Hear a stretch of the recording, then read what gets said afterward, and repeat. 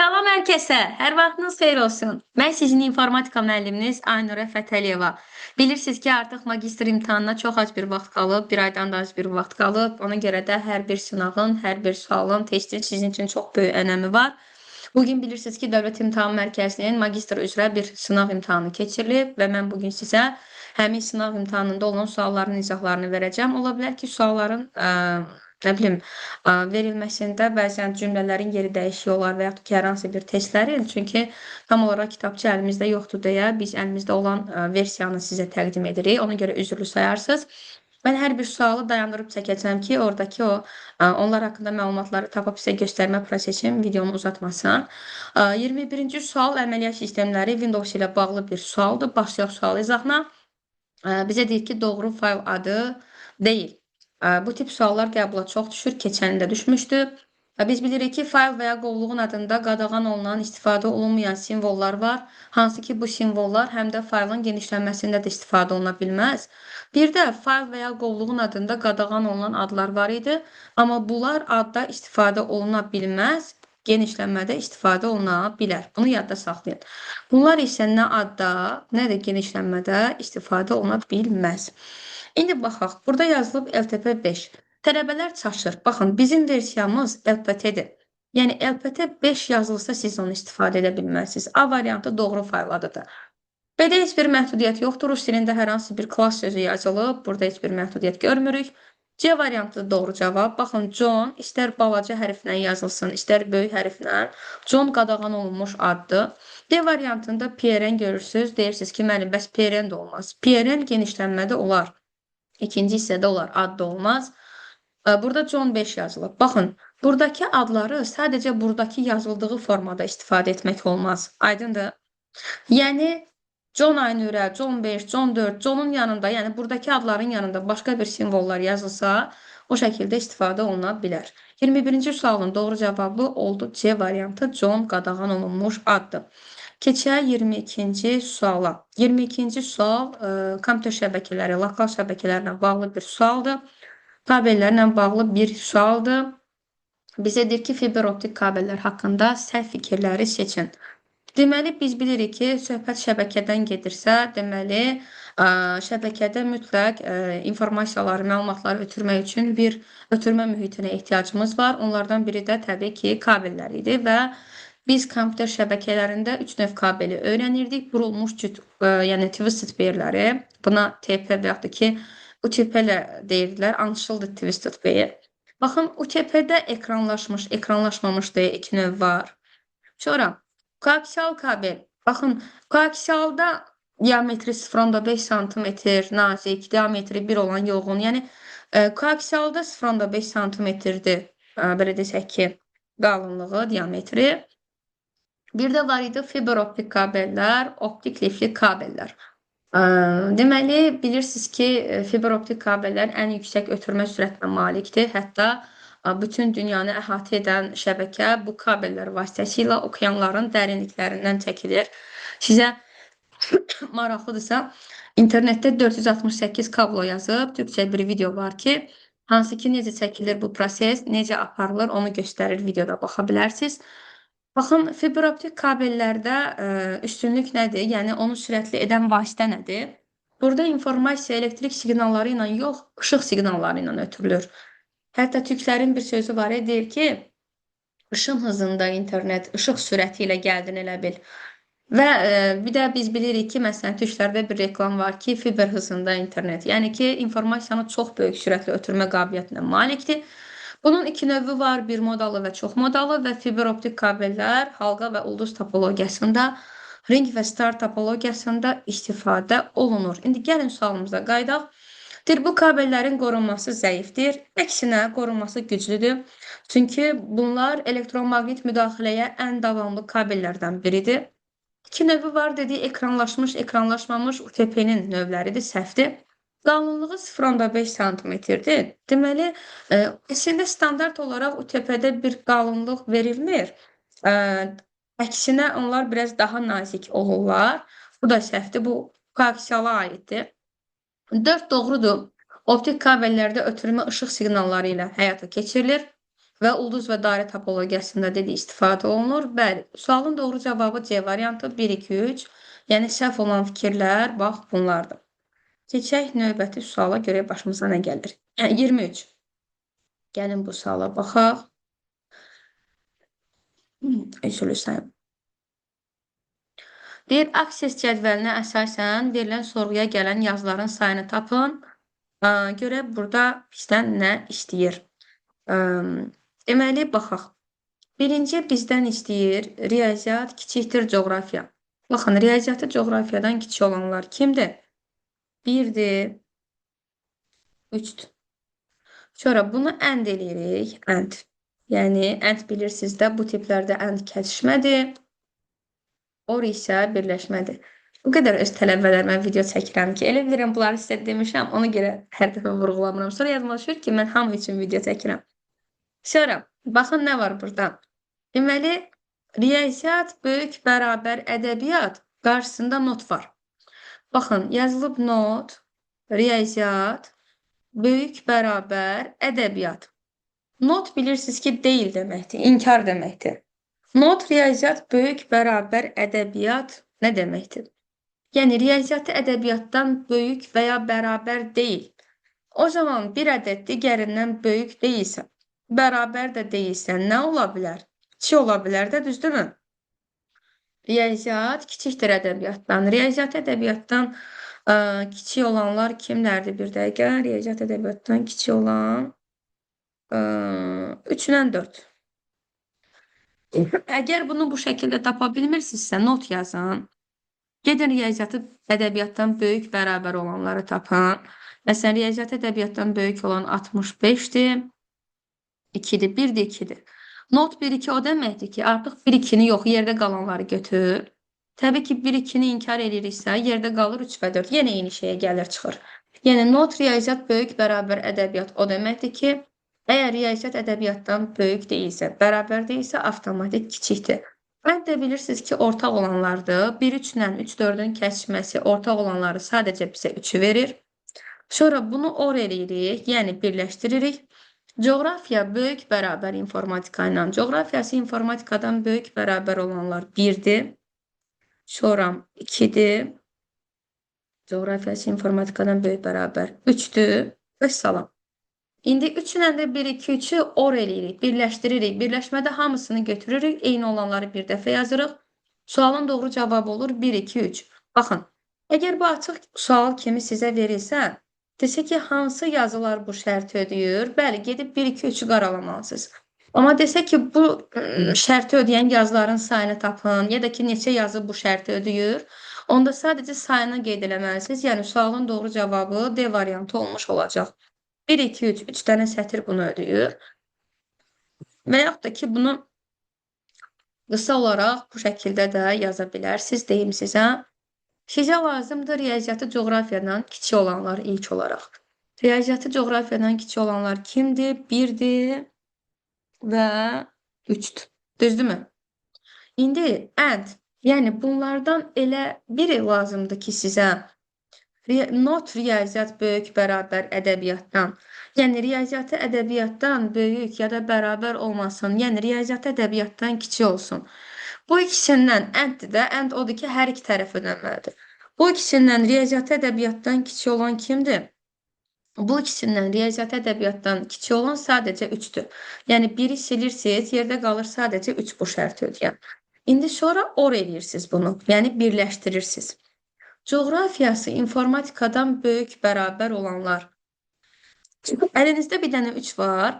Ordu deyə, yəni yerdə qalanlar da şərti ödəyirsə götürə bilərsiniz. Coğrafiyası informatikadan böyük bərabər olanlar. Coğrafiyası informatikadan böyük bərabər olanlar 1-dir. Sonra 2-dir. Başqa da yoxdur. Aha. Ordu deyə artıq hər iki tərəfdə ödəyirsə, onları götürə bilirəm. Deməli, gördünüz, yerdə qaldı bizə 1, 2, 3. Sualın doğru cavabı D variantı. Gəlir növbəti sual. 24. Mərtəbəlik tak tezliyi xassəsidir. Yəqin ki, hər biriniz bilirsiniz ki, artıq tak tezliyi mərtəbəlik prosesorun xassəsidir. Amma mən yenə də digər xassələri də göstərmək istəyirəm ki, siz yaxşı vizual şəkildə bunu yadda saxlaya bilin. Gəlin mən sizə öz konspektimdən əsas xassələrini göstərim. Ümumiyyətlə, qurğuların əsas göstəricilərini əzbər bilmək lazımdır. Həm kompüterin, həm printerin, həm monitorun, həm prosesorun. Bunlar çox tez-tez düşür qəbula. Ən çox da ən əsas kompüter, prosesor və monitoru mütləq bilməlisiniz. Gəlin baxaq prosesorun əsas göstəricilərinə. Bir dəqiqə prosesor. Deməli, baxaq. Prosesorun əsas göstəricilərindən biri takt tezliyidir. Tezlik bilirsiniz də vahid zamanda görülən işdir. Prosesorun yerinə yetirdiyi, vahid zamanda yerinə yetirə bildiyi sadə əməliyyatların sayı onun takt tezliyi adlanır. Mərtəbəlilik, dərəcəlilik, tərtib də bilirsiniz də. Prosesor informasiyanı emal edən qurğudur. Prosesorun registr yaddaşında emal prosesi baş verir və prosesor hər bir informasiyanı 0-1 şəklində emal edir. Təbii ki, 0-1-lər bit adlanır. Vahid zamanda emal olunan bitlərin sayı da onun mərtəbəlilik, dərəcəlilik, tərtib xassəsidir.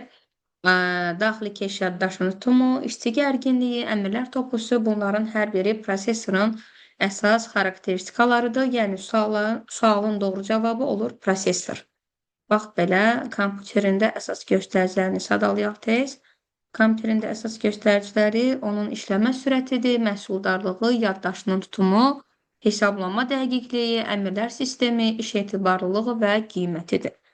Gələk növbəti suala 25 hipermətinlərin ötürülməsi protokolu. İndi gəlin, mən sizə buradakı protokollar haqqında bir məlumat verim.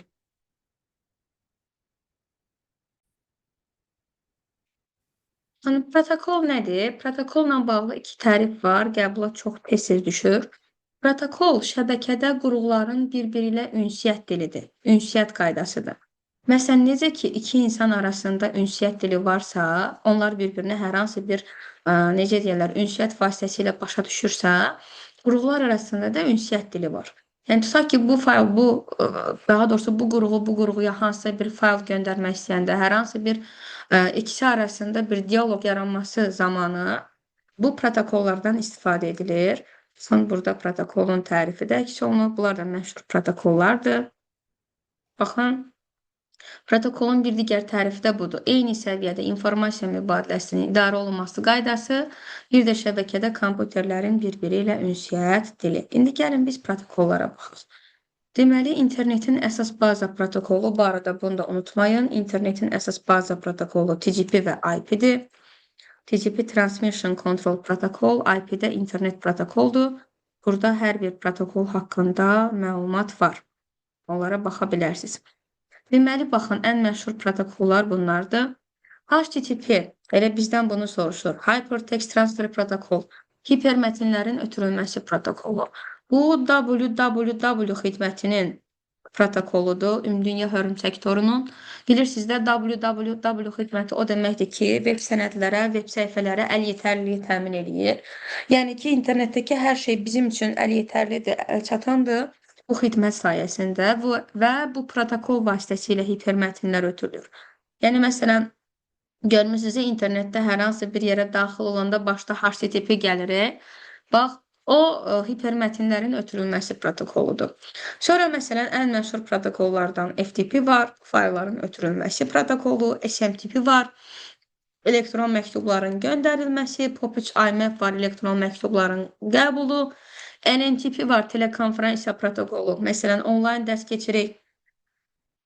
Hal-hazırda mən Zoom vasitəsilə rekord edirəm bu protokol vasitəsilə və s. və s. İndi hipermətinlərin ötürülməsi protokolu nə oldu? HTTP, Hypertext Transfer Protokol. Protokollar qəbula çox tez-tez düşür. Diqqətli olaq. 26-da nə deyir? Dövlət idarəetmə və cəmiyyətin İKT-dən istifadə etməsi ilə yaradılan sistem. Təbii ki, bunu deməyimizə də ehtiyac yoxdur, amma gəlin yenə də bu sualı mən yerləşdirim, baxaq bunun haqqında. Gəlin ilk olaraq elektron hökumət sadə olaraq nədir, onu mən sizə deyim. Belə deyək də, sadə dillə desək, loru qaydada desək. Baxın, elektron hökumət nədir? Hansısa bir vətəndaşın dövlət idarəsinə getmədən internet vasitəsilə dövlət xidmətlərindən istifadə etməsidir. Yəni məsələn sizcə əvvəlcə hansısa bir, arayış almaq üçün, kağız, sənəd almaq üçün biz hansısa dövlət idarə orqanına gedirdik. İndi isə əlimizdə bir qurğu telefon, kompüter var. Artıq heç bir idarəyə getmədən biz bu qurğular vasitəsilə, internet vasitəsilə, bütün dövlət idarə orqanlarında işlərimizi həll edə bilərik. Məsələn, tutaq ki, mən, etibarnamə vermək istəyirəm ki, mənim əvəzimə atam mənim diplomumu alsın. Əvvəllər mən gərək gedərdim notariusdan etibarnamə alardım. Yəni mütləq ki, əyani şəkildə getməli idim mən ora. Amma hal-hazırda tutaq ki, telefonuma mobil notariat yükləyirəm və müəyyən ödəniş vasitəsilə elektron formada artıq dövlət orqanlarından, vətəndaşa qarşı bir, qulluq görürük də, və artıq mən həmin o etibarnaməni elektron formada əldə eləyə bilirəm. Aydındır? Yəni informasiya kommunikasiya texnologiyalarından istifadə etməklə dövlət fəaliyyətinin informasiya aspektlərini həyata keçiririk biz və elektron dövlətin iki qolu var: elektron hökumət, bir də ki, elektron məhkəmə olmalıdır səhv eləmirəmsə. Elektron hökumətin də iki forması var: qeydiyyatsız və burada elə bir ki, portal var da müəyyən xidmətlər göstərmək üçün. Portalın da xidmətləri iki yerə bölünür: qeydiyyatsız və qeydiyyat tələb edən və s. Bunlara da baxa bilərsiniz istəsəniz. İndi gələk sualımıza. Bizə deyir ki, burada qalmışdıq. Gətirməmişəm bura. Hə. Mən axı gətirdim. Hə, Paint-də qalıb yəqin. Dövlət idarəetmə və cəmiyyətin İKT-dən istifadə etməsi ilə yaradılan sistem təbii ki, olacaq nə? Elektron hökumət. Yəni sualın doğru cavabı B variantı. Gələk növbəti suala, 27-ci sual. Aha, gəlin indi biz buna baxaq. Deməli, bizə deyir ki, bu şablona uyğun olanları seçin. Bu da əməliyyat sistemi Windows-dan bağlı olan bir sual tipidir. Biz bilirik ki, faylları qrup şəklində, şablon şəkildə ortaya çıxarmaq üçün, yəni bir neçə faylı ekrana gətirmək üçün iki şablon, maska simvolundan istifadə olunurdu. Sual və ulduz. Baxın, sual sanki belə düşünün, gəlindi, hər zaman səhv gəlində sualda olur. Sual məcburi olaraq, bir sual daha doğrusu, məcburi olaraq bir simvolu əvəz etməlidir. Yəni, bu tip testlərdə həmişə suala baxmalısınız. Ulduz sanki qaynanadır, istədiyini eləyir. Ulduz isə ixtiyari sayda simvolu əvəz edə də bilir, etməyə də bilir. Düzdür, burada ulduz yoxdur, amma mən sadəcə ümumi bu tip suallarda çətinlik çəkənlər üçün deyirəm. Bu arada üzülürsən hər dəfə öskürməyimə görə, xəstəyim ona görə. Deməli, bu tip suallarda ulduza baxmırsınız demək olar ki, sadəcə suala baxırsınız. Çünki sualda məhdudiyyət var. Bir sual, ancaq bir simvolu əvəz edə bilər. Əvəz etmək kimi düşünün. Ulduz isə ixtiyari sayda simvolu əvəz edə də bilər, etməyə də bilər. Bir gəlin görək nə demək istəyirik. Bizdən uyğun olanları istəyir bu şablona. Əgər D-dən sonra iki sual işarəsi varsa, bu o deməkdir ki, D-dən sonra mütləq iki simvol olmalıdır. Yəni, bir sual bir simvol əvəz edə bilər say etibarı ilə. İndi baxaq. Yəni, bizim genişlənməmiz 3 simvollu olmalıdır. D yanında da 2 dənə sual. Görürəm ki, burada genişlənmə 4-dür, burada genişlənmə 4-dür. Deməli, 1 və 2 uyğun deyil. 1-2-ləri çıxaq variantlardan. Aha, cavab çıxdı. 3, 4, 5. Sualın doğru cavabı B variantı. Həqiqətən də baxın, niyə 3, 4, 5 doğrudur? Gəlin birini analiz edək. Məsələn, S-dən əvvəl bir sual var. Bu o deməkdir ki, S-dən əvvəl bir simvol olmalıdır. S-dən nöqtəyə qədər 2 sual var. Bu o deməkdir ki, S-dən nöqtəyə qədər 2 simvol olmalıdır. Bəli, düzdür, 2 simvol var. Dedik, genişlənmə də D ilə başlayıb 3 simvol olmalıdır. Bəli, bu da D ilə başlayıb və 3 simvoldur. Sualın doğru cavabı B variantı 27-də. Keçək növbəti suala. 28. PowerPoint proqramına aid olan genişlənmələri seçin. PowerPoint-in gəlin genişlənmələrinə biz göz gəzdirək. Bilirsiniz ki, fayl seyvəzdən də gəlib PowerPoint-in biz genişlənmələrini görə bilərik. Baxın, PPT-X, PPT-M, PPT, əsas genişlənmə PPT-X-dir. POTX, POTM, PPS nümayiş rejimidir. Sonra MP4 və s. və s. İndi gəlin qaydaq suala. Deməli, nə olacaq burada? C variantı. PPTX və PPSX. PPTX öz genişlənməsidir, standart genişlənməsidir. PPS də nümayiş rejimidir. Nümayiş rejimi yəni ki, birbaşa təqdimat kimi nümayiş olunur. Sanki video kimi açılır, bax belə. Sonra gəlir növbəti sual 29. Driver nədir? Baxın, bəlkə də indiyə qədərki qəbul suallarının içində ən çox təkrarlanan sual növüdür. Yəni əminliklə deyə bilərəm bunu sizə. 2023-də də qəbula düşüb, keçən il də səhv eləmirəmsə qəbula düşmüşdü. Çox məşhur bir sualdır driver. Baxın, mən hər zaman tələbələrimə bunu deyirəm. Deməli, görüm əgər burada yerləşdirmişəmsə sizə göstərim mən onu bir dəqiqə. Bir də gedib digər slaytdan tapmaq istəmirəm. Baxın. Deməli, bilirsiniz ki, periferiya qurğuları kənardan qoşulan kompüterin imkanlarını, gücünü artıran qurğulardır. Yəni, məsələn, printer, skaner, proyektor, bunlar kənardan qoşulur. Bunlar olmasa da sistemin işi pozulmur. Amma onlar kompüterin imkanlarını artırır.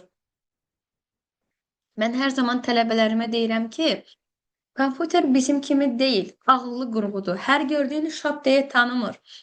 Kənar bir qurğu, yad bir qurğu gələndə deyir ki, ay bala, bir dayan görüm, bir özünü tanıtdır görüm, sən kimsən, nəçisən, nə üçün gəlmisən, bəlkə elə mənə zərər vermək üçün gəlmisən.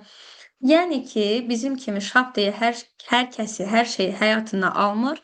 Deyir ki, dayan, səni kimsə referans göstərsin, səni kimsə məndən tanış eləsin, araşdırım mən səni, görüm nə sən, nəçisən. Uzun sözün qısası, kənar qurğular, yad bir qurğular mütləq kompüterlə əlaqələndirilməlidir. Elə qurğular var ki, onların işini kontrol eləmək, nəzarət eləmək. Elə qurğular var ki, prosesorla onları kontroller əlaqələndirir. Elə qurğular da var ki, onların işini əlaqələndirir əməliyyat sistemi ilə driver. Sanki belə nəzərdə tutun. Hər ikisi də bir növ eyni işi görür. Xarici qurğuların işini idarə edir. Xarici qurğuları əlaqələndirir. Biri bu işi qurğu olaraq görür, biri proqram olaraq. Biri prosesorla əlaqələndirir, qurğudur deyə. Biri də proqramdır deyə əməliyyat sistemi ilə, proqramla əlaqələndirir. Uzun sözün qısası. Xarici qurğuların işini idarə edən mikrosxem, qurğu desə kontroller, xarici qurğuların işini idarə edən proqram desə bu olur bizdə driver. Gəlin baxaq. Xarici qurğuların işini idarə edən qurğu. Çaşmayın, qurğu deyirsə kontroller. Xarici qurğulara nəzarət edən proqram bu olacaq. İstifadəsinin konkret məsələlərin həllini təşkil edən proqram. Konkret, hər hansı bir məsələ görürsünüzsə, bu tətbiqi proqramların açar sözüdür. 2021-də də qəbula düşüb. Yəni, tətbiqi proqramlar konkret bir məsələdə bizə kömək olur. Məsələn, mən bilirəm ki, kitab yazmaq istəyirəmsə, Word-ü yükləyirəm. Proqramlaşdırma dillərinə aid deyil, testləşdirmə qurğusu deyil, ümumiyyətlə driver proqramdır, sistem proqramıdır.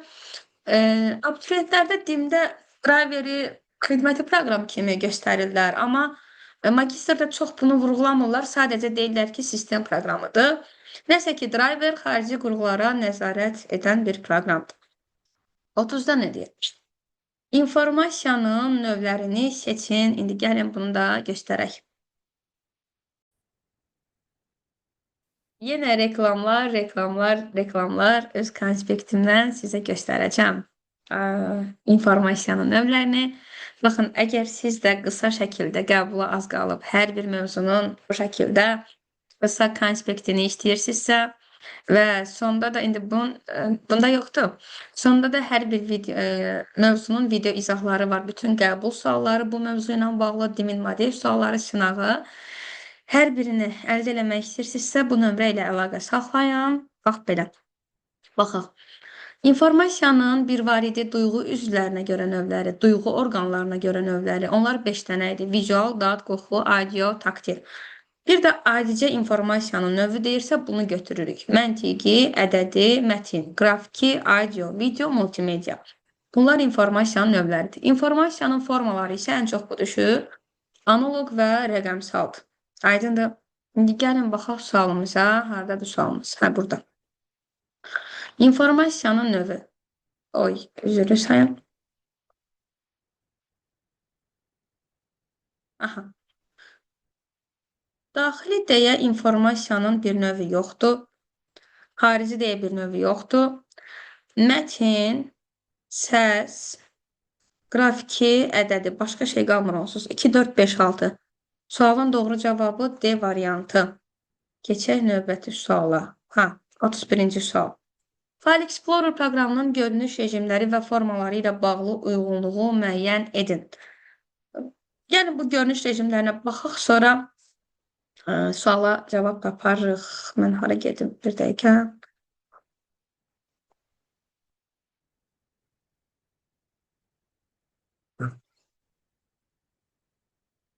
Deməli, baxaq.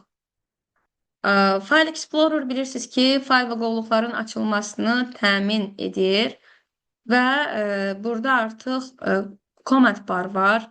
Deməli, bu command barda view var, görünüş rejimləri.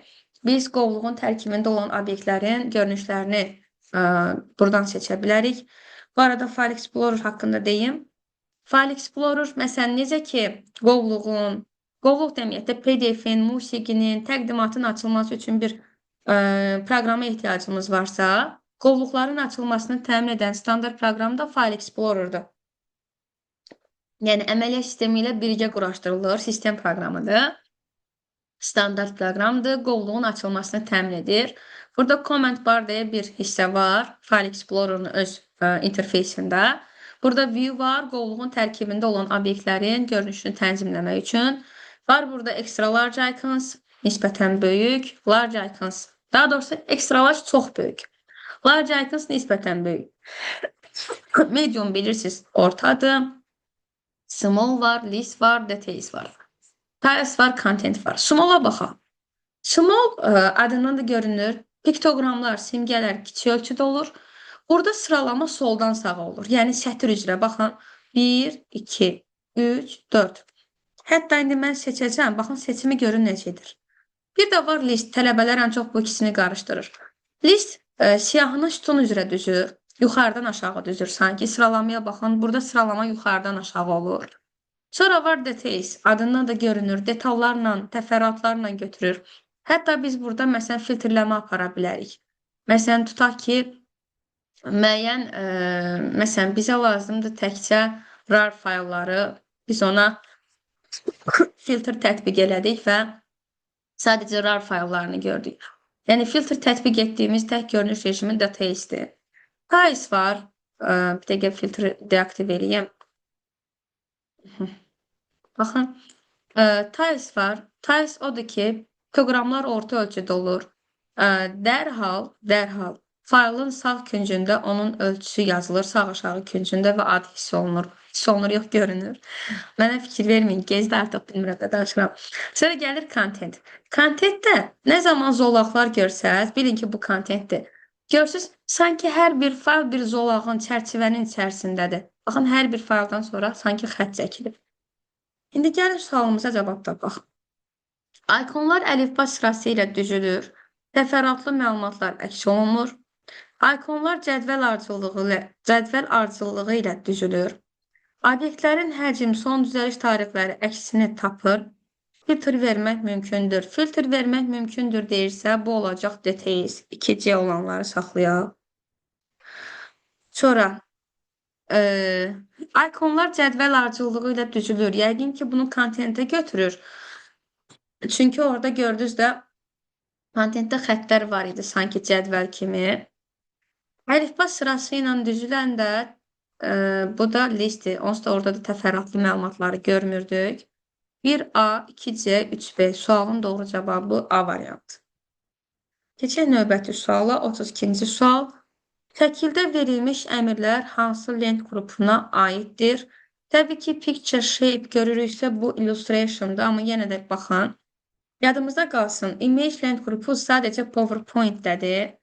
Digərlərində hamısı illustration'ın içindədir. Baxın, image lent qrupu sadəcə PowerPoint-də ayrıca bir qrup kimidir, lent qrupu kimidir. Amma Word-də, baxaq görək burada, Word-də picture, shape, bunların hamısı elə illustration'ın içindədir. Image yalnızca lent qrupu kimi PowerPoint-dədir. Yəni, picture görüb image götürməyin. Sonra gəlir 33. 33 çap məsələsi ilə bağlı bir sualdır. Gəlin baxaq.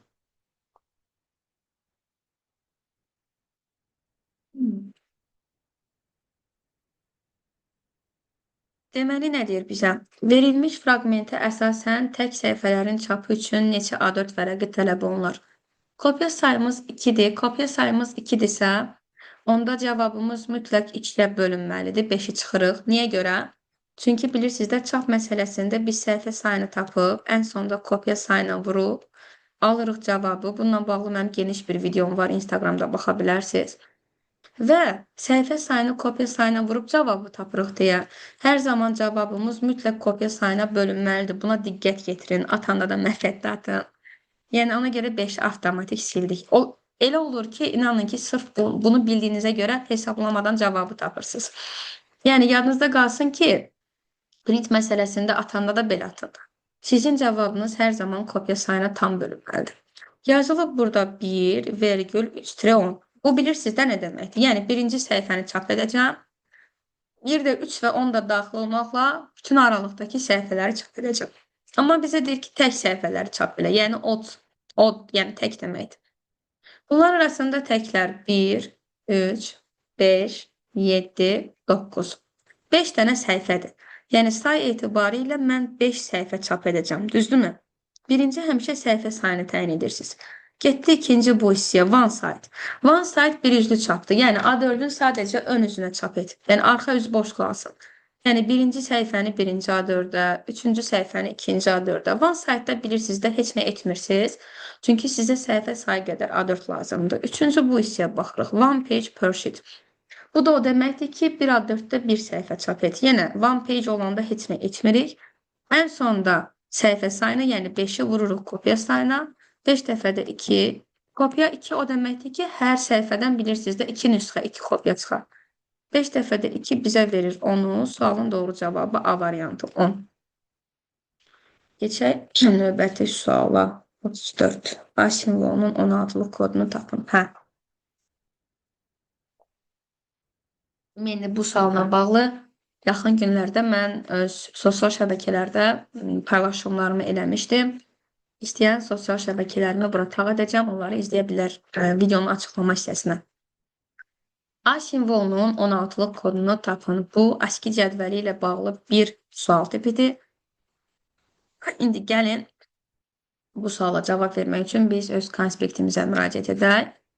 ASCII ilə bağlı bilməli olduğunuz bir, necə deyərlər, nüans var. ASCII cədvəli bilirsiniz də, ASCII kompüterin əlifbasıdır. Yəni, ASCII standartı vasitəsilə bütün kompüterlərdə simvolların kodları standart olaraq eyni olur. Deməli, baxaq. ASCII əlifbasında belə bir qayda var idi ki, bilirsiniz. Hər bir böyük hərfin onluq kodu, kiçik hərfin onluq kodundan 32 vahid kiçik olurdu. Yəni, baxın, məsələn, böyük A-nın onluq say sistemində dek onluq say sistemi, hex 16-lıq, oktal 8-lik, char isə karakter, simvollar deməkdir. Bunlarla bağlı çox video var, çox uzatmaq istəmirəm.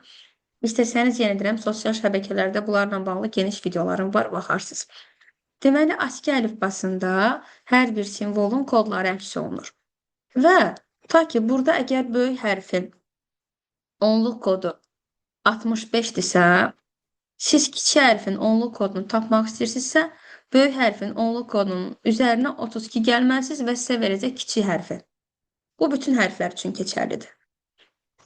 Məsələn, böyük hərfin onluq kodu 65-dirsə, üzərinə 32 gələndə sizə verir kiçik hərfin onluq kodunu, yəni 97. Həqiqətən də baxın, kiçik hərfin onluq kodu 97-dir. İndi biz nəyə baxaq? Sualımıza qaydaq. Hə. Bizdən A simvolunun 16-lıq kodunu istəyir. Və mən bu dediyim, amma onluq kodu üçün keçərlidir, bunu unutmayın. Yəni, böyük hərfin onluq kodunun üzərinə 32 gələndə sizə verir kiçik hərfin onluq kodunu. Əgər sizdən A simvolunu soruşursa, siz deməli nəyə baxmalısınız? A hərfinə yaxın bir hərfə. Burada əslində, necə deyərlər, bir neçə yolla tapmaq olar.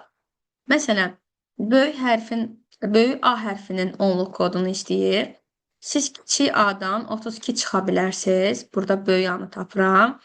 Yəni, böyük A bərabərdir. 97 çıx 32, 65. Düzdürmü? Və yaxud da ki, necə edə bilərsiniz? Burada neysə səhvə yol verilib əslində. Bu sualda neysə, yəqin ki, mən tələbələrdən soruşulub yazılıb bu suallar. Ola bilsin ki, səhvlik var.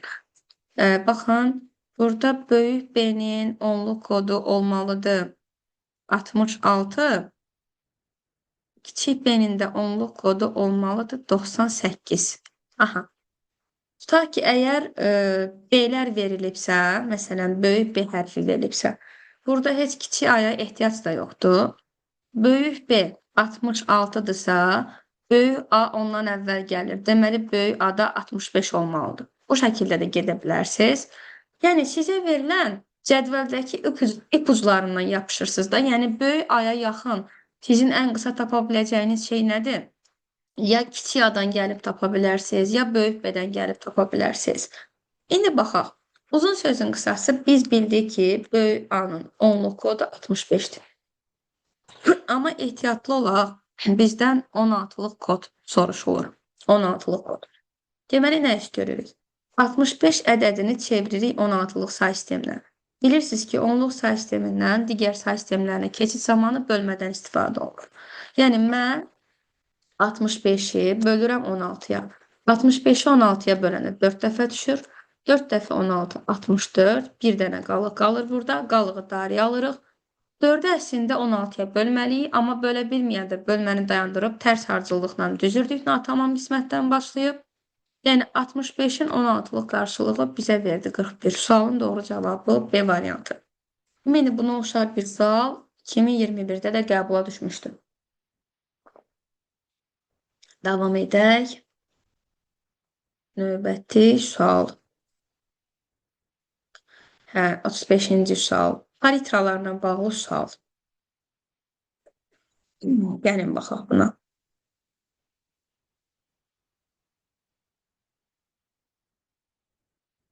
Deyək ki, kompüter qrafikası ilə bağlı doğru fikirləri seçin. Görək burada nə istəyir bizdən?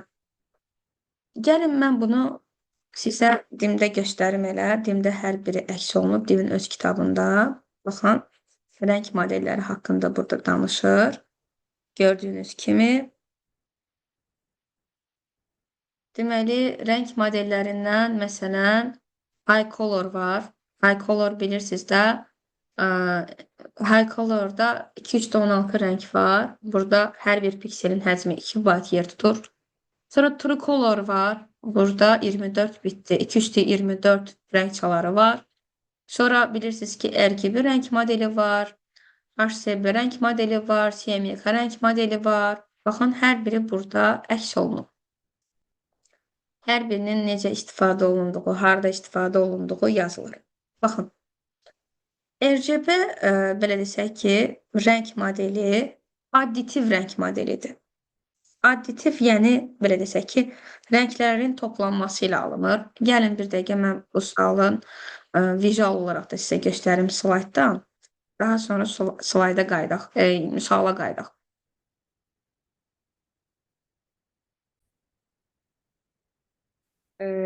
Baxın, burada rəng modellərindən danışır. Rəng modelləri ümumiyyətlə bilirsiniz nədir? Bilirsiniz ki, kompüterdə hər bir şey kodlaşır. Simvollar, musiqilər, yəni səslər, görüntülər, hər bir şey. Və görüntülər kodlaşır, şəkillər, təsvirlər kodlaşır. Və təbii ki, hər bir kompüterdə rənglərin kodları eyni olmalı. Məsələn, mənim kompüterimdə qırmızı rəngin kodu başqa, sizin kompüterinizdə qırmızı rəngin kodu başqa ola bilməz. Çünki bu rənglərin kodu eyni olmalıdır ki, bir-birimizə şəkillər, təsvirlər göndərdiyimiz zaman onların, belə desək ki, görüntüsü eyni olsun. Yəni, eyni rəng açılsın, eyni rəng görünsün. Baxın, mən sizə göstərəcəm, məsələn, RGB-nin siyahısını, RGB-də kodların siyahısını. Bunu Paint-də də əslində görə bilərsiniz. Siz yadınızda, məsələn, WhatsApp-da falan şəkil editləyəndə belə rənglər çıxır qarşınıza, seçirsiniz belə əlinizlə. Deməli, baxın, Hər bir rəngin öz kodu var. RGB cədvəlidir. Baxın, bu rəng cədvəli. Tutaq ki, veb səhifələri yaradan zaman bu kodlar vasitəsilə də hansısa bir səhifənin rəngini orada müəyyən edirlər, təyin edirlər. Yəni necə ki, kompüterdə hər şeyin bir kodu varsa, rənglərin də kodu var və təbii ki, bütün kompüterlərdə rənglərin standart bir kodu olmalıdır. Məsələn, monitorda istənilən rəng 3 əsas rəngin qarışığından alınır. Red, green, blue, RGB modeli vasitəsilə alınır. Sonra poliqrafiyada çap zamanı CMYK rəng modelindən istifadə olunur. Buna tamamlayıcı rənglər də deyirlər. İndi gəlin biz sualımıza qayıdaq. Deyir ki, təhlükəsiz rəng palitrası 256 rəngdən ibarətdir. Bu doğrudur. Limin öz kitabında da var bu. Baxın.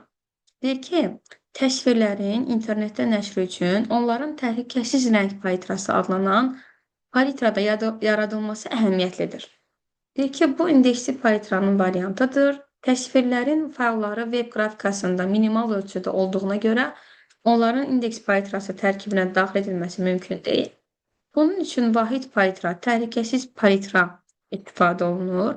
Təhlükəsiz palitra 256 rəngdən ibarətdir. Baxın, bu doğrudur. Additiv təsvir RGB və HSP rəng modellərinə uyğundur. Baxın, additiv nə deməkdir? Additiv sanki toplanmadır. Toplama əməli kimi belə düşünün. Deməli, additiv rənglər adətən işıq mənbələrində istifadə olunur. Məsələn, monitorda, proyektorda, telefon ekranında, televizorda. Deməli, bunlar, bu rənglər işığın əlavə olunması ilə yaranır. Aydındır? Yəni, burada, belə deyək də, rəngləri toplamaqla siz hər hansı bir rəngi alırsınız. Aydındır? Və rənglər nə qədər çox əlavə olunarsa, təsvir də bir o qədər açıq və parlaq şəkildə olur. Ki, doğrudur. Deyir, poliqrafiyada CMYK rəng modelindən istifadə olunur. Poliqrafiya çap deməkdir. Çap məhsullarının hazırlanma prosesi deməkdir, daha doğrusu. Bəli, CMYK-dan çapda istifadə olunur, üç də doğrudur. 4-də deyir ki, subtraktiv təsvir RGB modelinə uyğundur. Baxın, subtraktiv additivin tərsidir. Deməli, subtraktiv nədir? Adətən bu çap, poliqrafiya kimi mühitlərdə istifadə olunur. Burada artıq rənglər işığın udulması, çıxarılması vasitəsilə yaranır. Aydındır? Burada məsələn, bu subtraktivdə biz ağ rəngdən hansısa bir rəngi çıxmaqla CMYK-nın rənglərini alırdıq. Aydındır? Bax, belə bu səhvdir. Subtraktiv CMYK-dır əslində. Dedi ki, təhlükəsiz palitrada 256 rəngdir, 5 də səhvdir. Sualın doğru cavabı olacaq 1, 2, 3, yəni Y variantı. Baxaq növbəti suala.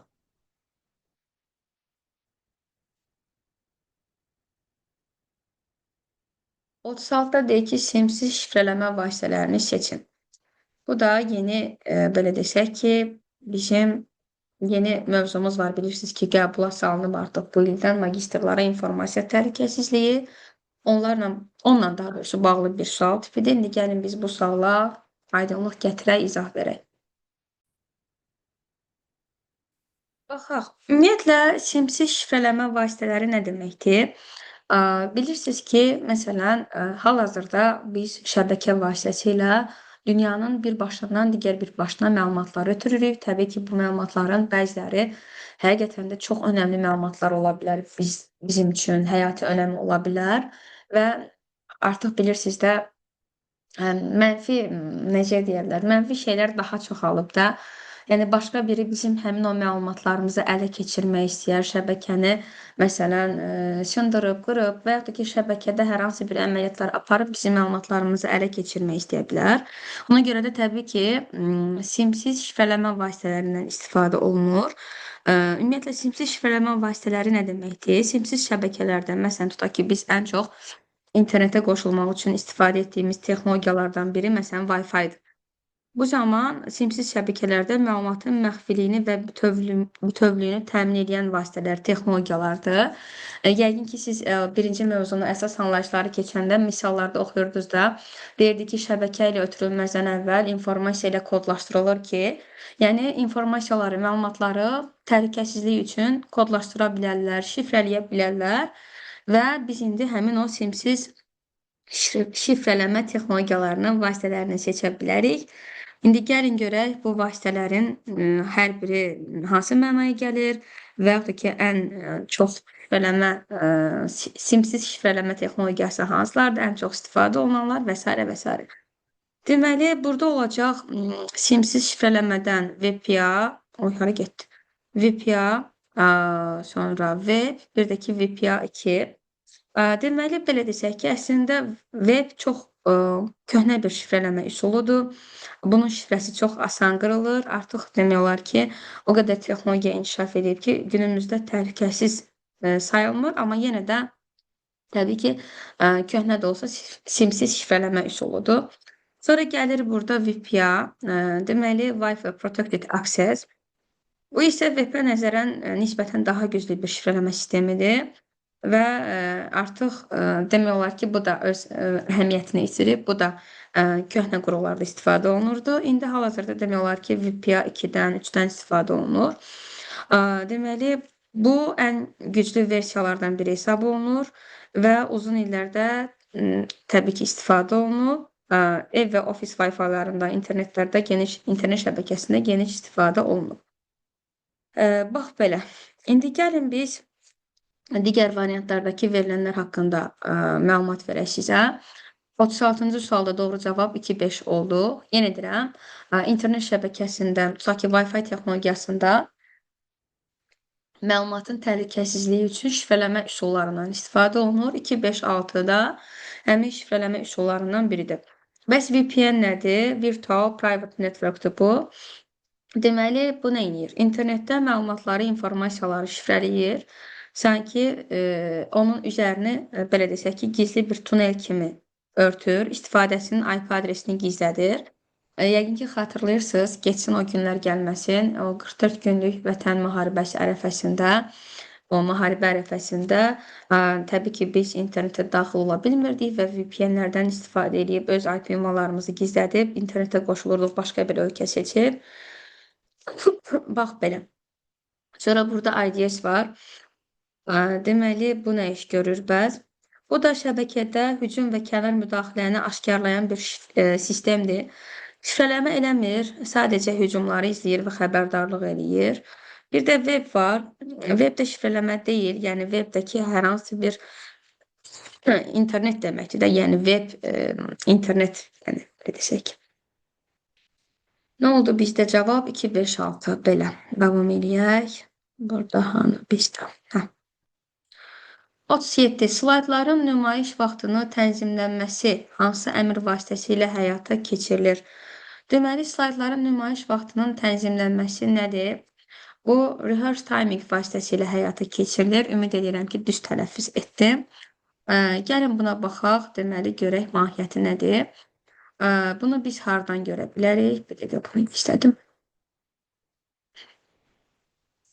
Deməli, baxın, burada rehearse timing artıq məndə bəzi versiyalarda nasıl olaraq ad dəyişə bilir, amma rehearse timing budur. Ha, burada varmış. Rehearse timing bilsiz nədir?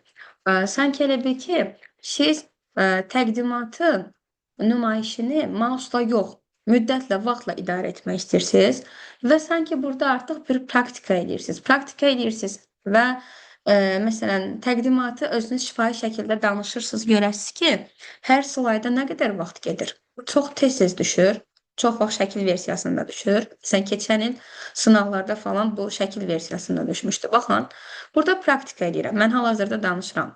Burada birinci yerdə duran slaydın müddətidir, ikinci yerdə duran təqdimatın müddətidir. Məsələn, mən indi bunu çevirsəm, burada slaydın müddəti sıfırlanacaq. Görürsünüz? Aydındır. Biz bunu harda görə bilərik bu müddətləri? Baxın, slide sorterda, deməli, view-dan slide sortera keçək. Slide sorterda hər bir slaydın burada müddəti əks olunur. Baxın, 18 saniyə, nə bilim 4 saniyə. Artıq sən başa düşürsən, praktika edirsən ki, bu slaydın nümayişinə 18 saniyə vaxt sərf olunur. Gəlirsən transition timingdən, tutaq ki, mən görünüş rejimini dəyişdirim. Tutaq ki, məsələn, bu slayddan birinci slayd idi bizdə. Sən artıq bildin ki, bunun 18 saniyə vaxt sərf olunur bunun nümayişinə. Transitiondan 10 mouse click-i deaktiv edirsən, after tutaq ki, 18 saniyə artıq özü təyin edir və birinci slayddan ikinci slayda keçəndə Artıq 18 saniyə sonra keçid baş verir. Sən artıq mausla bir-bir əlindən dəyişmirsən. Yəni, slaydların nümayişini mausla yox, əllə yox, vaxtla idarə edirsən, vaxt belə. Sonra gəlir 38. Hansı obyektlər əlavə edildikdə kontekstual tablar meydana gəlir? Kontekstual tablar bilirsiniz ki, köməkçi tablardır, əlavə tablardır. Müəyyən obyektlərin əlavə olunması zamanı, iş zamanı meydana gələn tablardır. Gəlin görək, hansında kontekstual tablar meydana gəlir, yəni köməkçi alət tabları. Təbii ki, sheetdə iş vərəqi əlavə olunan zaman kontekstual tab meydana gəlmir. Gəlin yenə də göstərək sizin üçün. Baxın, məsələn, mən yeni bir sheet əlavə edirəm. Sheet 4. Baxın, burada heç bir köməkçi tab açılmadı. Aydındır. Deməli, sheetdə meydana gəlmir. Birləri silin tez. 2. Picture. Təbii ki, şəkil, picture əlavə olunanda alət tab, kontekstual tab meydana gəlir. Gəlin yenə də baxaq. Məsələn, insertdən mən illustrationdan picture şəkil əlavə edirəm. Screenshot əlavə eləyəm, çünki hal-hazırda bilmirəm, kompüterdə şəkil varmı, yoxmu? Tutaq ki, buranın screenshotunu əlavə edirəm. Baxın, təbii ki, şəkillərlə işləmək üçün picture format alət tabı, köməkçi tabı, kontekstual tabı açılır. Yəni, 2 bizə lazımdır. 2 olmayanları silək. Sonra gəlir chart. Təbii ki, diagram, chart da əlavə olunanda kontekstual tab açılır. Bunu məncə hər birimiz bilirik. Məsələn, gəlin baxaq. Baxın, mən diagram əlavə etmişəm və diagram əlavə edəndə chart dizayn və format alət tabları, köməkçi tabları açılır. Bəli, diagram əlavə olunanda da kontekstual tab açılır. 3 mütləq olmalıdır. Artıq cavab çıxdı. Baxın, row, sətir, sütun, bunlar əlavə olunanda da kontekstual tablar təbii ki, açılmır. Məsələn, baxın, tutaq ki, mən buradayam. Yeni bir sütun əlavə edirəm. Home tabında, sesdən, insertdən. Insert column deyirəm. Yəni ki, sütun əlavə edirəm. Baxın, sütun əlavə olundu, amma heç bir alət tabı, köməkçi tab açılmadı. Amma təbii ki, shape, fiqurlar əlavə olunanda da alət tabı açılacaq. Sualın doğru cavabı 2, 3, 5-dir. Gəlin baxaq. Məsələn, mən insertdən hər hansı bir shape, fiqur əlavə edirəm. Baxın. Həmin shape əlavə olunanda shape format köməkçi tabı, alət tabı açıldı. Məncə bunu özünüz də tapa bilərdiniz, heç bunları bilmədən də. Sətir, sütun, iş vərəqi, bunlar əlavə olunanda heç bir alət tabı açılmır, kontekstual tab açılmır, amma picture, chart, shape. Yəni, bunlar əlavə olunanda alət tabları açıldı. Sualın doğru cavabı A variantı. Keçək növbəti suala. VBIS-in obyekti deyil. VBIS nədir? Verilənlər bazasının idarə etmə sistemi. Deməli, verilənlər bazasında bir sıra əsas elementlər, obyektlər var idi ki, gəlin görək hansı onun obyekti deyildi. Verilənlər bazasının bilirsiniz ki, ən əsas elementi, obyekti cədvəl, table idi. Sonra onun ən əsas elementlərindən biri forma idi. Sonra ən əsas elementlərindən biri report hesabatı idi. Onun ən əsas elementlərindən biri sorğuydu. Sonra moduluydu, makrosuydu. Bunların hər biri səhifə idi. Onların hər biri aksisin əsas elementi, əsas, necə deyərlər, obyekti idi. Amma filter onun əsas elementi, əsas obyekti deyil. Bəlkə də field yazılıb orada. İndi bilmirəm, yadlarında qalan budur. Əgər field olsa sahə, sütun, yenə də o aksisin əsas obyekti deyil. Düzdür, aksisdə əsas terminlərdən biridir sahə. Amma əsas obyekt deyəndə, ümumiyyətlə obyekt deyəndə bunları götürürdük. Sorğu, cədvəl, forma, makros, modul, səhifə. İndi mən sizə onu vizualda göstərim. Baxın, aksisin əsas obyektləri bunlardır. Cədvəl, nisbət, yəni sorğu, forma, hesabat, səhifə, makros və modul. Bax belə. Gələk növbəti suala. 40-cı sual. Bu sualın izahı məndə sosial şəbəkələrdə var, Instagramda, YouTube'da. İstəsəniz keçid edib baxa bilərsiniz. Bu çox məşhur bir sualdır. 2020-də də qəbula düşüb. Səhv xatırlamıramsa 2023-ə də düşüb. View tabının əmrləri vasitəsilə icrası mümkün olan əməliyyatları seçin. İş kitabını gizlətmək, göstərmək. Bəli, bu doğrudur. İndi sizə göstərəcəm. İş vərəqini göstərmək, gizlətmək, ümumiyyətlə sətir, sütun, iş vərəqi, bunları gizlətmək Home tabındandır. Yalnız və yalnız iş kitabını gizlətmək View'dandır, Windows pəncərəsi, Windows Net qrupundan.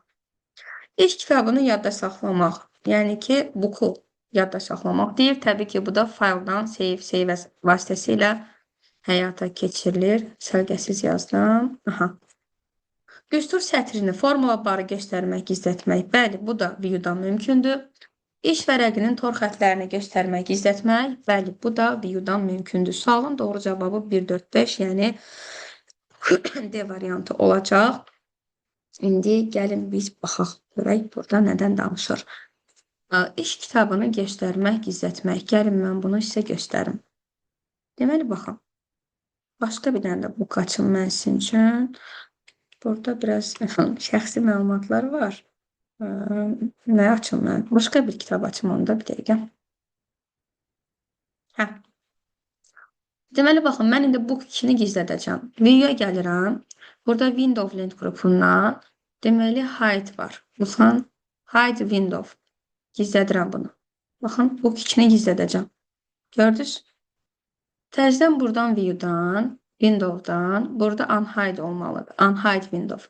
O book'u geri qaytaracağım, book 2-ni. Baxın, deyir burada qaytarın. Unhide elədim. Yəni, iş kitabının gizlətmək, göstərmək, bəli, view'dandır. Amma iş vərəqini, sətri sütunu gizlətmək home'dandır. Gəlin ona baxaq. Deməli, baxın, burada var sheet 2. Mən bunu gizlədəcəm. Home'a gəlirəm. Burada, aha, baxın, sesdə, formatda, visibility hissəsində hide unhide var. Hide row sətirləri, column sütunları, hide sheet isə iş vərəqini gizlədir. Baxın, sheet 2 gizləndi. Yenidən oradan, home'dan, sesdən, formatdan, təbii ki, unhide desək, unhide sheet, o geri qayıdır. Aydındır. Sonra iş kitabını yadda saxlamaq, bunu məncə göstərməyimə də ehtiyac yoxdur. Bilirsiniz də, fayldan, save-dən və yaxud da ki, save as-dən mümkündür. Sonra gələk digərinə. Düstur sətrini gizlətmək, göstərmək, iş vərəqinin tor xətlərini göstərmək, gizlətmək. Bu da view-dan olur. Baxın. View-da show bölməsində grid lines var. Tor xətlər. Baxın. Tor xətləri göstər, gizlət. Formula var. Formula var. Bu da düstur sətri. Göstər, gizlət. Aydındır. Sualın doğru cavabı 40-da D variantı. Nəhayət gələk 41-ci suala. C2 xanasının qiymətini təyin edin. Çox asan, primitiv bir sualdır məncə. Yəni, bunu yazmamaq günah olar həqiqətən də. Bizdən C2 xanasını istəyir. Baxın, ikinci sətir və C sütununun kəsməsi bu xanadır. Yəni, C2 xanası bu xanadır. C2 xanasında bizdən nə istəyir? C1 minus A1 üstə gələk B1 böl 2. Gəlin birinci biz C1-i hesablayaq. Çünki C1-i bilmirik. B1 vur. B1 nədir? 1. 1 vurulsun A2. İndi A2-ni tapmalıyam. A2-ni necə hesablayıram? A1-i vururam B1-ə. 3-ü vururam 1-ə. Ulduz vurmadı bilirsiniz. Eləyir 3. Yəni A2 xanasının qiyməti oldu 3. Üstə gələk. B2. B2-ni də tapmalıyam. B2-ni necə tapıram? A2, yəni A2'miz oldu 3. 3 minus B1, yəni 1. Vurulsun 2, ulduz vurmadı. 3-dən 1 çıxanda 2, 2-ni 2-yə vuranda bizə verir nə? 4. Yəni B2 oldu 4. 3 plus 4 7 edir. 1-i də 7-yə vuranda nə olacaq? Təbii ki 7. Yəni C1 xanasının qiyməti nə oldu? 7. Bunu hesablayaq. 7 minus A1, yəni 3. Üstə gələk B1, yəni 1. Bölünsün 2.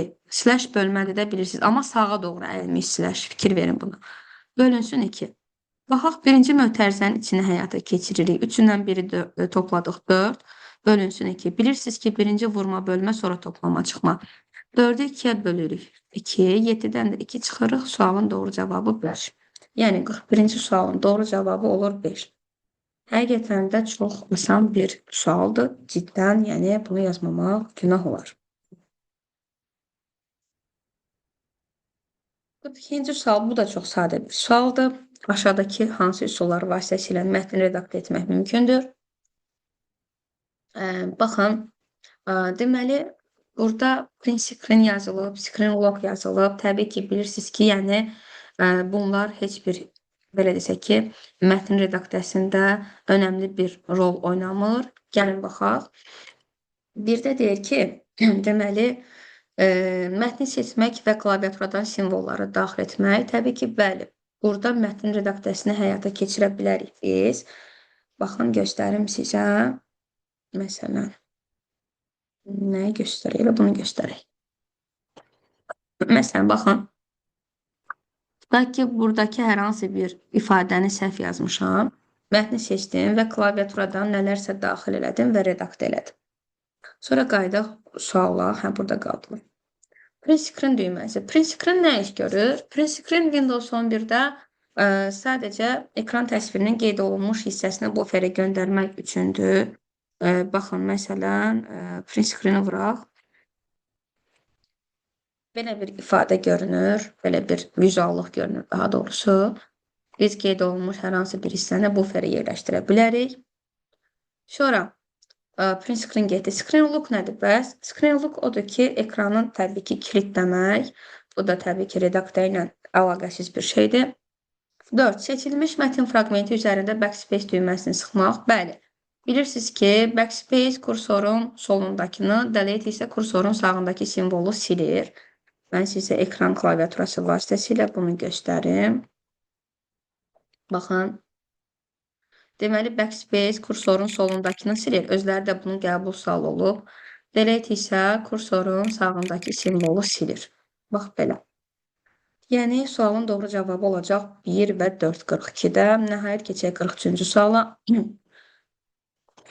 Aşağıdakı formatlaşdırma elementlərindən hansılar sənədin yuxarısında yerləşən səhifə nömrələrinə tətbiq edilə bilər?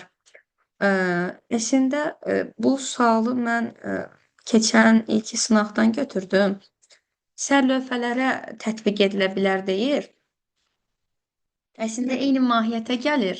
Elə sənədin yuxarısındakı səhifə nömrəsi hidə vasitəsilə əlavə olunur. Yəni ki, bu sualda sərlövhə də eyni şeydir. Yəni, yazılsa ki, sənədin yuxarısında yerləşən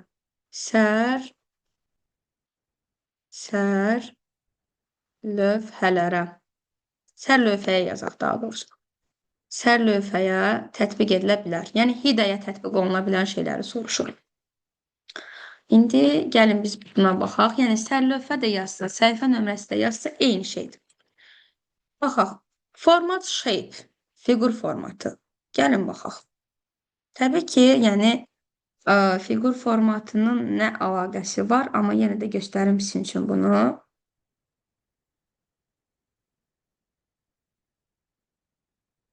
Deməli, baxaq. Mən sərlövhə yerləşdirim burada. Insert-dan, hidə and fotodan hidə əlavə edirəm. Lap istəyirsiniz səhifə nömrəsi də göstərək, hidə əlavə elədim. Baxın, lap bura ad da yazıram, aynı. Buna nə tətbiq edə bilərəm? Deməli, format shape deyir. Format shape təbii ki olmayacaq. Hara yerləşdirmişəm, baxın. Dəqiqə mən bu sualı gətirim ora.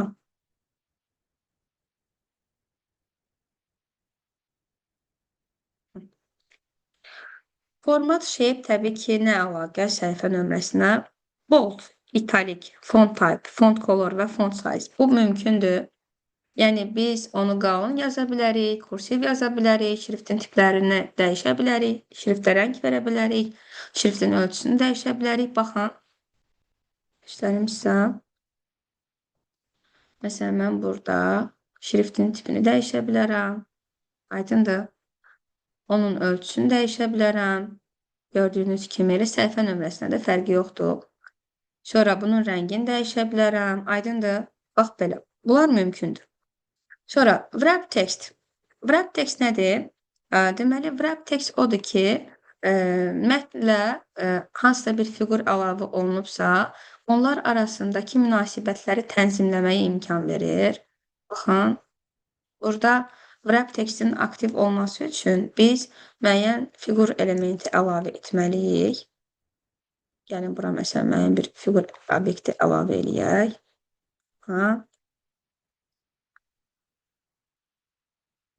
Bir dəqiqə, əslində onda birinci də olacaq. Bir saniyə mən bunu dəqiqləşdirim cavabını.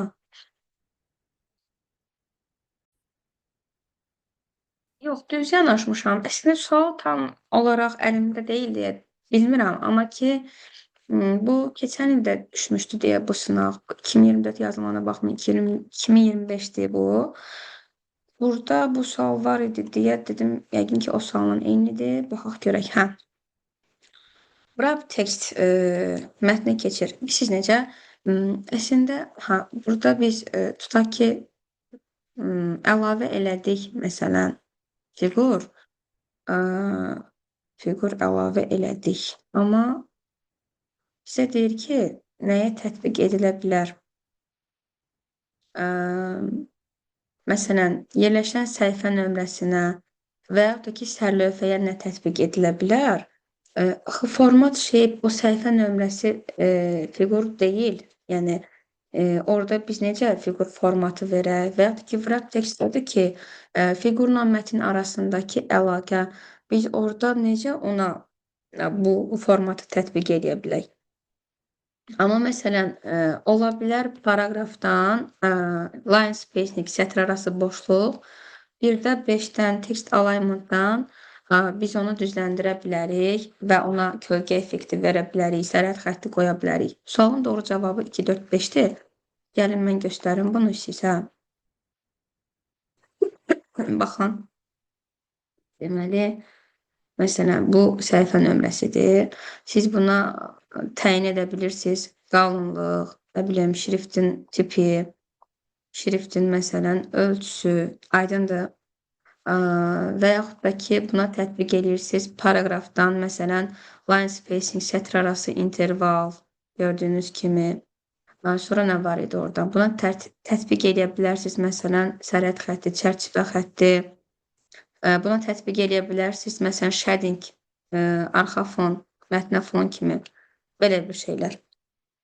Yəni, format shape və yaxud da ki, wrap text təbii ki, səhifə nömrəsi üçün uyğun bir format deyil.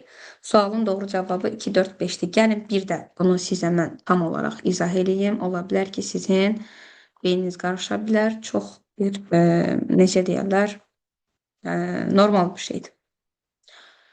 Deməli, baxın.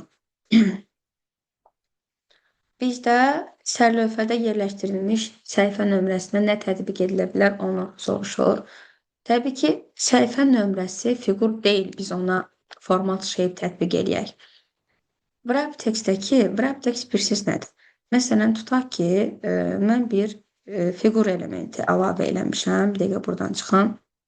Məsələn, mən bir fiqur əlavə eləmişəm. Düzdürmü? Görürsünüz bura, bir şəkil əlavə eləmişəm. Məsələn, wrap text odur ki, bu fiqurla, obyektlə mətn arasındakı münasibətlər. Məsələn, tutaq ki, behind text, keçir onu mətnin arxasına ya in front of qarşısına gətir. Baxın, bunu gətirin biraz bura. Position'la bir dəqiqə dəyişim yerinə bunu. Hara get? Hə, burada. Baxın. Məsələn, in front of odur ki, keçir mətnin qarşısına, behind text odur ki, keçir arxasına. Yəni, bu mətnlə fiqur arasındakı münasibətləri tənzimləyir. Yəni, səhifə nömrəsinə necə tətbiq edilsin bu, aydındır.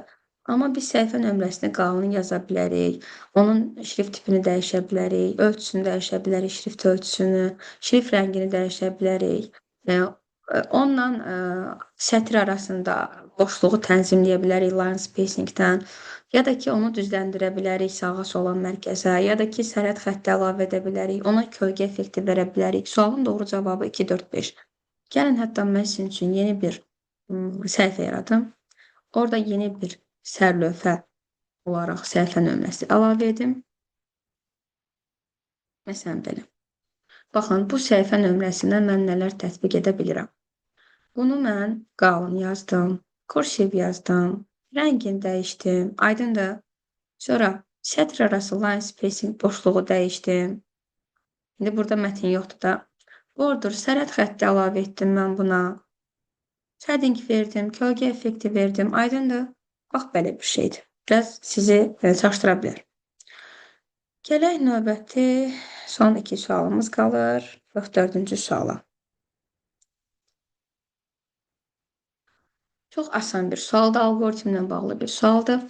Algoritmin icrasından sonra x dəyişəninin qiymətini tap.